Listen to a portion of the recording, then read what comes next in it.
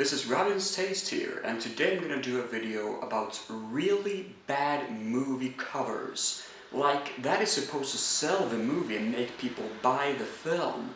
But these particular covers are really bad in selling and doing their job. Someone has really screwed up this time, and we're gonna see some really good examples of hideous ideas to sell the product is trying to make you buy.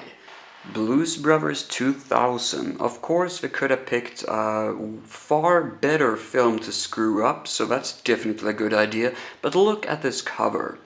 The main characters are so squeezed together and deformed, like it looks like paper cutouts, and the backdrop is horrible. The entire idea of having this as a selling concept for anyone to go, oh, I really want to buy this movie, is out of the blue.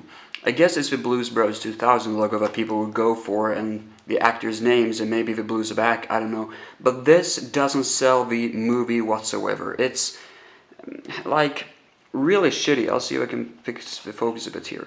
It's really shitty to look at this cover. Wormwood. This movie is great. Mad Max meets Dawn of the Dead. Great idea to sell the film. This woman having a gun, yeah, it's pretty interesting, but it could have had a lot more.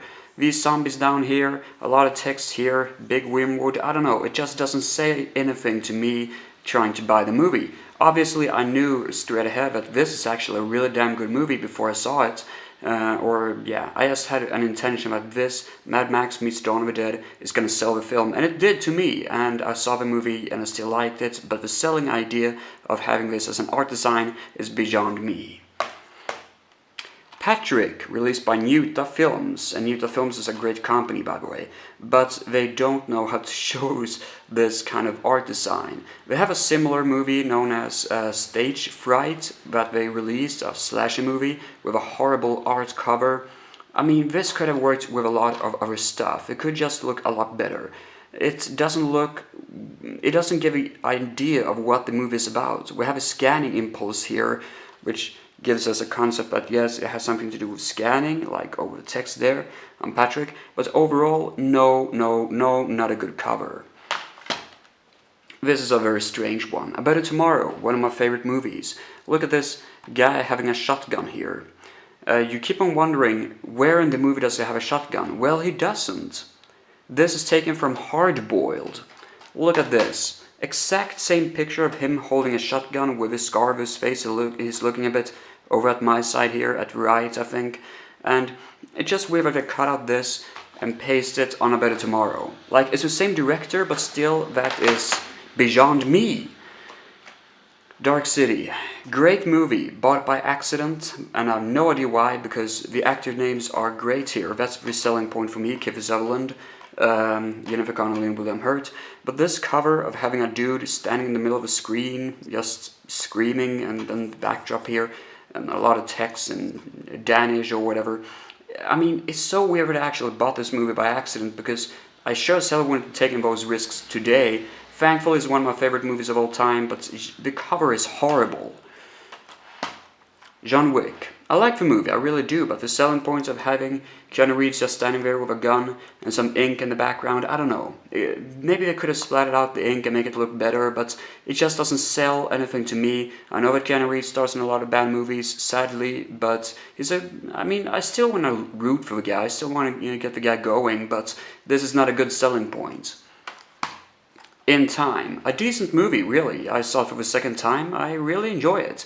But this thing with the faces staring at each other, it gotta stop. It just stop. McBain. Look at Christopher Walken here. He's completely out of focus. Not sure if you guys can see it, but he's like a cutout cardboard character here. In the background here, it's way more clear of the action going on. This is obviously just some lame photo they've been placing in front of his stuff. I don't know, it just looks really bad. I'm awful at Photoshop, but I could have done a better job than this. It doesn't sell the movie whatsoever, and it's a pretty good movie too. Scout's Guide to the Zombie Apocalypse. This is a classic mistake here. 4 guys and the main characters here, with shotguns and weapons and stuff, and that's a pretty good selling point. But this guy here, this zombie guy here, is a famous comedian. Let's see if we can zoom in on that. There we go. He's a famous comedian, and he's a zombie in this movie. He's just in the movie for like 15 minutes, and he's not a good guy. He's like one of the villains or whatever. What is he doing with the rest of the cast? Is he just trying to be there to be able to say, oh, that's the comedian guy, yeah, that's good. But it just makes no sense to place him in the same cover like these guys who's actually the main characters. It's rude. Ah, Jesus Christ. The last one, Nothing to Lose. I never thought about it myself. I thought, okay, the cover is a bit generic, but it works. But according to a guy in Letterboxd, the great, movie review site. You can check out Robin's Taste there, because I'm doing some movie reviews there as well. Anyways, Martin Lawrence is just as tall as Tim Robbins. I had no idea about this, but until I saw the movie for like the third time, and I went like, oh shit, that's true, man. Why do they shrink him down like a tiny little guy, and he's so big?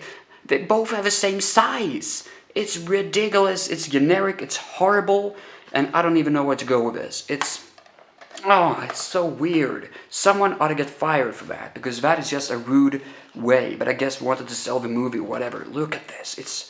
It's so strange. This tiny little dude is just as tall as Tim Robbins. Why is this a thing? Never mind. It was just a small video of me ranting about stuff. Goodbye, people. Bye.